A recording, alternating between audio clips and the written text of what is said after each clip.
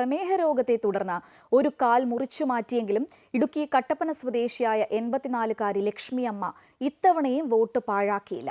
Wheel ചെയറിലെത്തി vote ചെയ്ത ഏറെ അഭിമാനത്തോടെയും ആഹ്ലാദത്തോടെയുമാണ് അവർ മടങ്ങിയത്. ഇടുക്കി കട്ടപ്പനയ്ക്കടുത്ത് അമ്പലക്കവല സ്വദേശിനിയാണ് കോയിക്കൽ ലക്ഷ്മി. എല്ലാ തെരഞ്ഞെടുപ്പുകളിലും മുടങ്ങാതെ വോട്ട് ചെയ്തിട്ടുണ്ട്. എന്നാൽ ഇത്തവണ വോട്ട് ചെയ്യാനാകുമോ എന്ന ആശങ്കയിലായിരുന്നു ഈ 84-കാരി. പ്രമേഹ രോഗത്തെ തുടർന്ന് 8 മാസം മുമ്പ് ഒരു കാൽ മുറിച്ചു മാറ്റേണ്ടി വന്നു. അതിനുശേഷം വീട്ടിൽ നിന്ന് പുറത്തിറങ്ങാതെയായി. ഇത്തവണ വോട്ട് ചെയ്യണമെന്ന് അതിയായി ആഗ്രഹമുണ്ടായിരുന്നെങ്കിലും ആരോഗ്യം അനുവദിക്കുമോ എന്ന ആശങ്കയിലായിരുന്നു. എന്നാൽ മകൻ സജി അമ്മയുടെ ആഗ്രഹത്തിനൊപ്പം നിന്നു. അങ്ങനെ ലക്ഷ്മിയമ്മ വോട്ട് ചെയ്തു.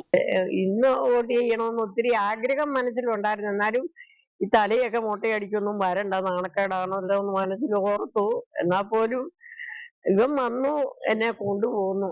പിന്നെ എനിക്ക് ഈ കാല് മുറിഞ്ഞു കഴിഞ്ഞ് ഇപ്പൊ 8 മാസമായിട്ട് വീട്ടിൽ തന്നെ കിടപ്പും ഇരിപ്പും ഒക്കെ ആയിരുന്നു. ഈ മനസ്സുണ്ടായിരുന്നു.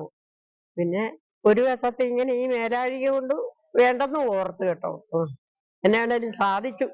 കട്ടപ്പന സെന്റ് ജോർജ് സ്കൂളിലെ 185-ാം നമ്പർ ബൂത്തിലായിരുന്നു വോട്ട്. വിരൽത്തുമ്പിൽ മായാമഷി പുരട്ടി ജനാധിപത്യത്തിന്റെ സുവർണ നിമിഷത്തിൽ പങ്കാളിയായി മടങ്ങിയപ്പോൾ ലക്ഷ്മിയമ്മയുടെ മുഖത്ത് തെളിഞ്ഞത് അഭിമാനവും ആഹ്ലാദവും.